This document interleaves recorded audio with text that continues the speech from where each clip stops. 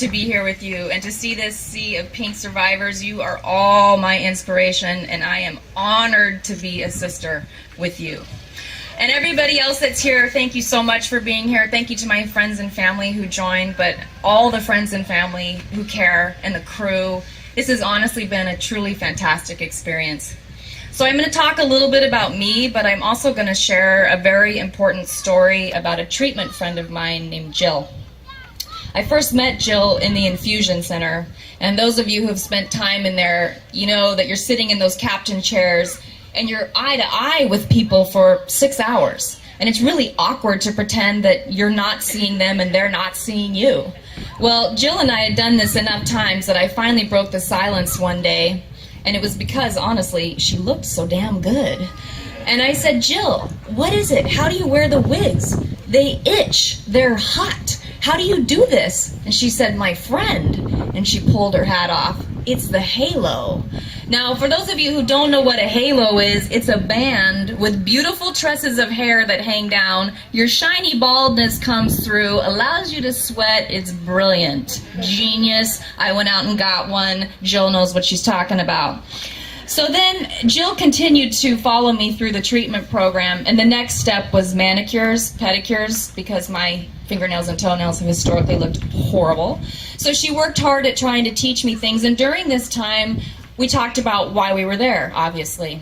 And what I learned from Jill is that in 2008, the financial crisis hit her family unbelievably hard. She lost her job. Her husband lost her job. They lost their house. They lost their insurance. In 2009, Jill felt a small lump in her right breast, and she went to see a very overworked internist who said, watch and wait. Jill did not go see an oncologist. Jill did not have any further diagnostics done.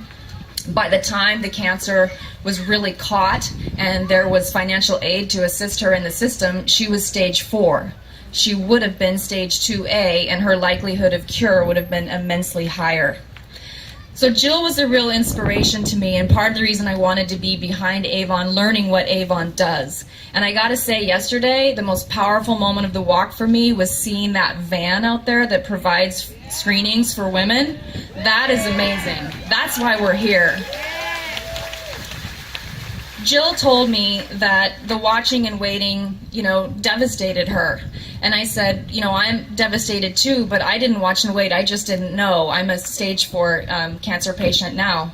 And I've had my own Lifetime Television for Women moments of sobbing in the shower and wishing this wasn't my life, but it is. And what I've learned is, what I love about all of you guys and seeing Avon is you've got to be a fighter. You've got to believe in yourself. You have to have people around you who support you and care. And this organization supports and cares, and it is something to believe in. And also, the access to medical care is critical. I have good insurance. I have amazing employers, families, and friends. I have people who went to bat for me to get me the best doctors to understand my strange subset disease. Well, a lot of people don't have that. Jill did not have that. And Avon helps fight for people like Jill who deserve it every bit as someone like me. Last year, I was on the bridge during chemo when all of you were walking by. It was pure serendipity. I had no idea the Avon Walk was happening. And I was a total chemo waif. I was exhausted. I was skinny. I was terrified I was going to die. And I really didn't know what even to think about, to look forward to. And one of you walkers stopped, and you gave me a hug, and you said, I'm so proud of you. And I looked right back at you, whoever you were, and I said, thank you for what you are doing. And this year, come hell or high water, I was going to be here, and I was going to do this walk, and I didn't know how far I could go because I still get treatments every 3 weeks. I walked the whole thing!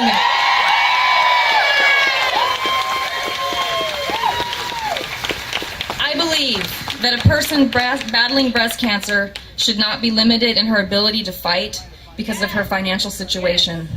And what you have done here, step by step, mile by mile, you have helped make that true, that opportunity can exist for everyone. Our footsteps, we have made a change in the world.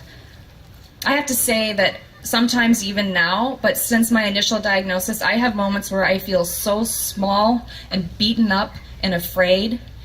But to be around people like you makes me feel powerful, and it makes me feel like I can do things. And I want to say something to all of you, and I hope you'll say it all to yourselves. I matter, and so do all of you. And I hope when you go home tonight or you have a dark moment, you'll look in the mirror and you will say, I matter. Because what you did here today and yesterday and what you're doing every day with your fights, you matter. Thank you for letting me be here with you.